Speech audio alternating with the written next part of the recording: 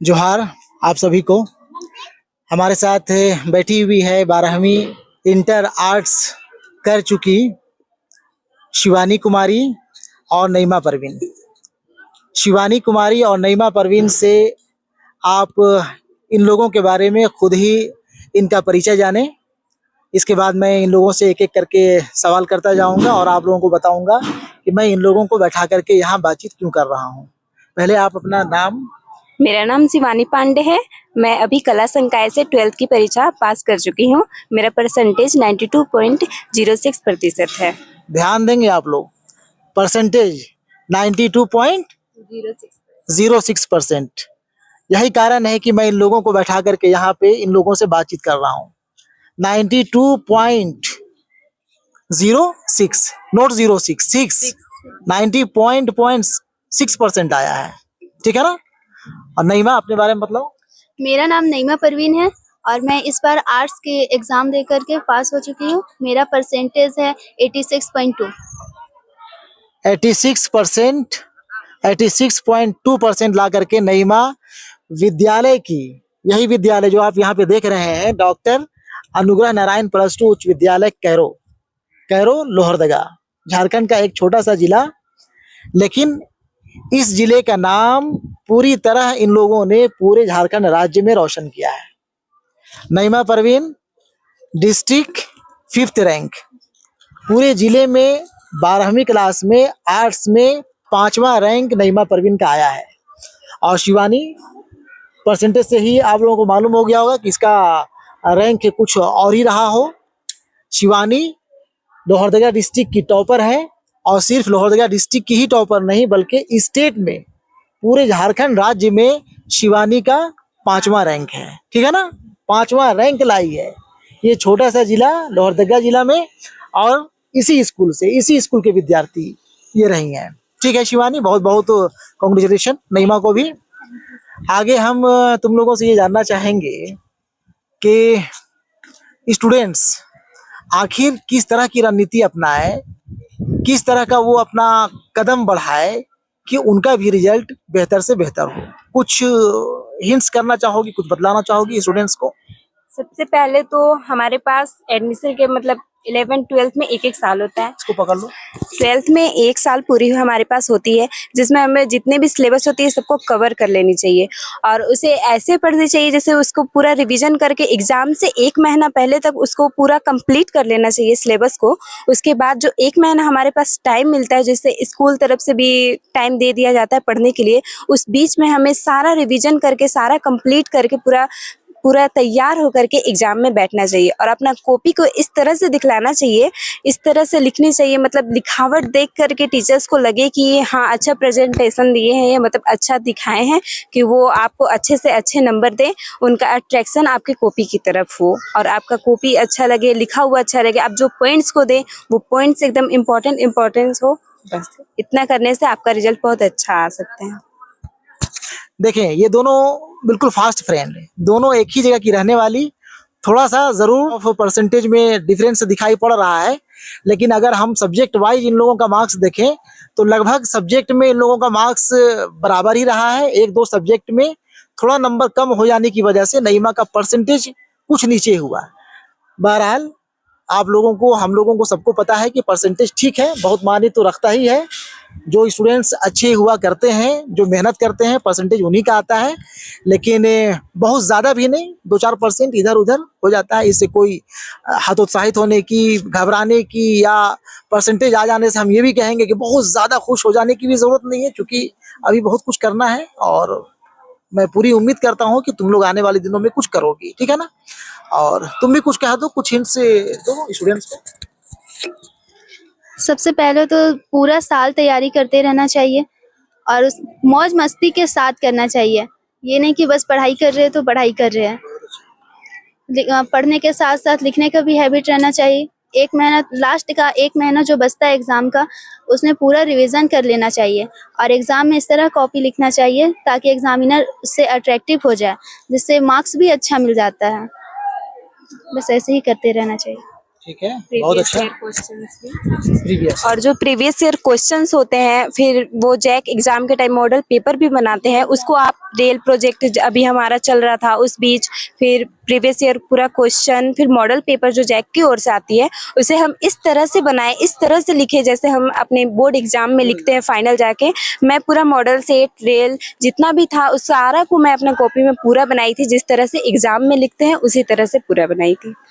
बहुत अच्छा। रेल का इम्पोर्टेंस काफी ज्यादा बढ़ जाता है। जो पहले जो है तुम लोगों के टाइम में वीकली टेस्ट हुआ करता था ना, इस बार से इस सेशन से इस सत्र से मंथली टेस्ट कर दिया गया है।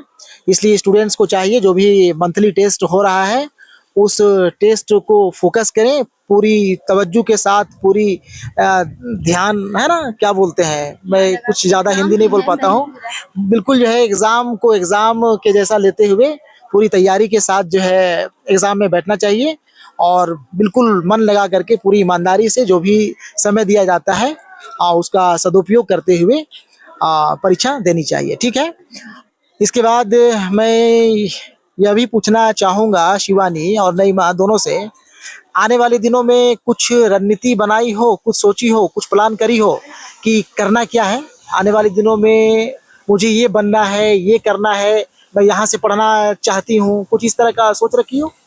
सर आगे चल के सिविल सर्विस का एग्ज़ाम देके मुझे सरकारी अधिकारी बनना है, तो उसके लिए हमको तो पहले बीए करना पड़ेगा, तो कोई अच्छे से कॉलेज में हमको एडमिशन लेकर के उसके बाद अपना कोर्स कंप्लीट करने के बाद जैसे ही ग्रेजुएशन होती है तो मैं अपने आगे का फ्यूचर के बारे में, जॉब के वगैरह के बारे में वैकेंसी का अप्लाई करके आगे जॉब लेना चाहती हूँ।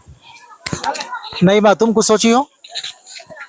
जी सर, हम ये सोचे हैं कि टीचर हम बनना चाहते हैं, तो उसके लिए हम इंटीग्रेटेड कोर्स करना चाहते हैं ताकि 4 साल में बीए प्लस बीएड भी हो जाएगा और बीच में हम किसी चीज़ का तैयारी भी कर सकते हैं गवर्नमेंट जॉब के लिए। बहुत अच्छा। और मेरे ख्याल से शायद शिवानी तुम भी फॉर्म भरी हो ना? जी हाँ। आईटीईपी का? हाँ, एनसीईटी का। और फॉर्म तो हम ही भरने के लिए तुम लोगों को बतलाए थे, मेरा भी तो नाम कुछ चर्चा हो जाना चाहिए ना?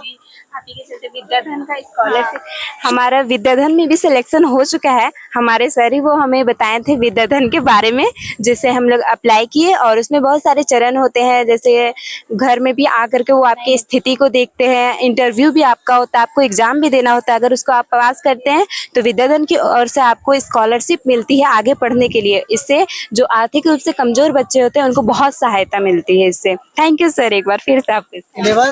11th में 10,000 रुपया मिला था। 11th में 10,000 मिला और 12 में भी इन लोगों को 10,000 रुपया मिल चुका है, यानी कि 12वीं करने के लिए, 11-12 करने के लिए कुल 20-20 हज़ार रुपया दोनों स्टूडेंट्स को मिल चुका है। इसके अलावा भी और 5-7 स्टूडेंट्स का चयन हमारे विद्यालय से हुआ था, जिन लोगों को 11-12 दोनों जगह, दोनों क्लास में टोटल 20-20 हज़ार रुपया मिल चुका है। और आने वाले दिनों में भी अगर इन लोगों का एडमिशन जो है किसी अच्छे कॉलेज में हो जाता है, मिल जाता है, तो वहाँ का भी लगभग खर्च वो सरोजनी दामोदरन फाउंडेशन के जरिए विद्याधन स्कॉलरशिप के तहत इन लोगों को मिलेगा, है ना? ठीक है। एनसीईटी का फॉर्म भरी हो, एनसीईटी के तहत जो है आईटीईपी है ना, इंटीग्रेटेड टीचर एजुकेशन प्रोग्राम, 4 वर्षीय बीए बीएड का प्रोग्राम होता है, जिसमें से ये दोनों स्टूडेंट्स फॉर्म भरी हुई हैं। फॉर्म भरने के लिए हम इन लोगों को बतलाए थे, फॉर्म भरी, एग्ज़ाम भी मेरे ख्याल से अच्छा हुआ होगा, क्योंकि आज काफ़ी दिनों के बाद इन लोगों से मुलाकात हो रही है, इसलिए पूछ नहीं पाया था, बात नहीं कर पाया था कि एग्ज़ाम कैसा हुआ, क्या हुआ। लेकिन मैं उम्मीद करता हूं कि एग्ज़ाम भी इन लोगों का अच्छा हुआ होगा और सिलेक्शन भी तुम लोगों का हो जाना चाहिए। और मेरा ये सजेशन होगा, मशवरा होगा शिवानी, खासकर को तुम्हारे लिए, सिविल सर्विसेज में जाने का शौक़ तो ज़रूर रखो, सभी को रखना चाहिए, ज़रूर रखना चाहिए, है ना? लेकिन मेरे ख्याल से ये अगर एनसीईटी में सिलेक्शन हो जाता है, आईटीईपी के लिए अगर चयन हो जाता है 4 वर्षीय बीए बीएड के लिए, तो मेरे ख्याल से इसे तुम्हें कर लेना चाहिए। ये जब कर, एक प्रोफेशनल डिग्री भी मिल जाएगी तुम्हें और ग्रेजुएशन भी हो जाएगा, साथ साथ जो है तैयारी भी अपना करते जाना है। और फिर 4 साल के बाद कहीं अगर जॉब हो जाए तो बहुत अच्छी बात है, नहीं तो फिर अपना तो प्रोफेशनल कोर्स की डिग्री है ही, है ना? इसे कर लेने के बाद जो है मैं ये नहीं समझता कि कहीं तुम खाली बैठोगी, है ना? तुम लोग कहीं पे कहीं ना कहीं हो ही जाएगा। चाहे वो मिडिल स्कूल का टीचर बनो, हाई स्कूल का बनो, +2 का बनो, कहीं ना कहीं हो जाना है, हो जाएगा, ठीक है ना। और जब ये कर लेती हो तो फिर इकोनॉमिकली मजबूत हो जाओगी और फिर जहाँ जाना हो जा सकती हो। हम लोग तो भाई चाहेंगे कि कैरो प्रखंड से अगर कोई IAS IPS बन जाए तो इससे बड़ी खुशी की बात हम लोगों के लिए नहीं होगी। लेकिन मैं कहूँगा कि पहले 4 वर्षीय BA BEd है ना, जो सिंपल जो BA करना है उसके जगह में ये 4 साल का जो है कोर्स कर लो, BA BEd कर लो। NCT को टारगेट करके रखे कि इसी में हम लोग को एडमिशन लेना है, आगे जो भी करना हो, बट अभी फिलहाल में BA + BEd इंटीग्रेटेड कोर्स करना है। यही मैं चाहूँगा कि पहले ये ग्रेजुएशन है इसी से करो, BA BEd एजुकेशन से, उसके बाद जो फील्ड चुनो जा सकती हो। ठीक है, अच्छा लगा बातचीत करके तुम लोगों से, और मुझे लगता है कि स्टूडेंट्स भी काफ़ी प्रेरणा लेंगे तुम लोगों से, है ना। इस छोटे से ज़िले से इतना अच्छा रैंक लाना, इतना अच्छा पोजीशन डिस्ट्रिक्ट में लाना, ये अच्छा मानी रखता है। ठीक है, ठीक है, धन्यवाद। फिर बातचीत करते रहेंगे हम लोग, है ना। जी sir, thank you sir. Thank you sir. ठीक है।